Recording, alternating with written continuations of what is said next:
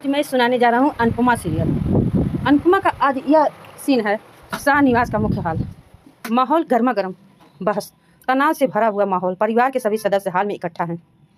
पाखी गुस्से से प्रेरणा की तरफ उंगली उठाते हुए, मम्मी आप चाहे कुछ भी कर लें, लेकिन सच तो यही है ना कि प्रेरणा ने जानबूझकर गलती की। अगर इसने वे गलती नहीं की थी होती तो हमारी टीम एलिमिनेट होते होते नहीं बचती। और आप अनुपमा की तरफ देखकर आपने मेरी बेटी ईशानी को मौका क्यों नहीं दिया? बस अपने इस चहेते प्रेम और प्रेरणा का साथ देने के लिए।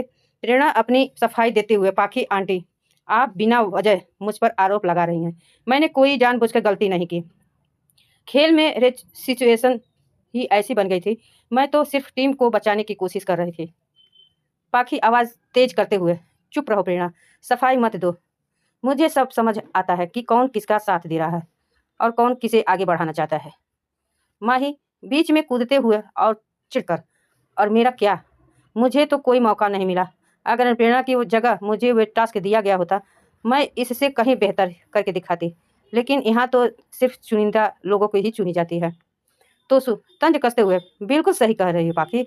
और माही, मम्मी का हमेशा का है, कंपटीशन हार जाते हैं तो पैसों का क्या होता? हमारा नुकसान कौन भरता? जब देखो तब अपने उसूल पर और फेवरेट टिप्स लेके बैठ जाती हैं। लीला और बा चिंता और गुस्से में, अरे बस करो, बंद करो ये रोज रोज का महाभारत। कंपटीशन जीतने की जगह तुम लोग आपस में कुत्ते बिल्ली की तरह लड़ रहे हो। घर को कुरुक्षेत्र बना के रख दिया। अंश चीखते हुए, बा प्लीज आप हर बात में नियम और घर के फायदे मत लाया कीजिए। कोई यहाँ एक दूसरे की बात सुनने को तैयार ही नहीं। प्रेम गंभीरता से शांत स्वर में, आप लोग को बेवजह बहस बढ़ा रहे हैं। टीम वर्क नाम की भी कोई चीज़ होती है या सिर्फ एक दूसरे पर कीचड़ उछालना ही होता है?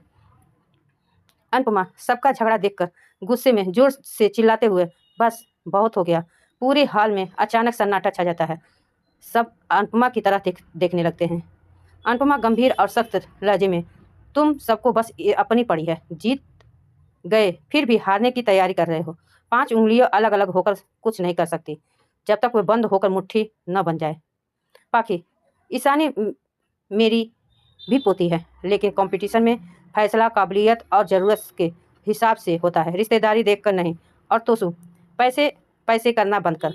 अगर टीम की टूट गई तो क्या खाक जीतेगी? प्रेरणा और माही, तुम दोनों एक दूसरे उंगली उठाने के बजाय अपने काम पर ध्यान दो। अगर हमें आगे बढ़ना है तो वे आपसी रंजिशें घर के बाहर छोड़कर जानी होगी। समझ आए तो ठीक है, वरना इस लड़ाई में हम खुद अपनी हार की पटकथा लिख देंगे। अनुपमा की ये बात सुनकर सब खामोश हो जाते हैं और माहौल शांत हो जाता है।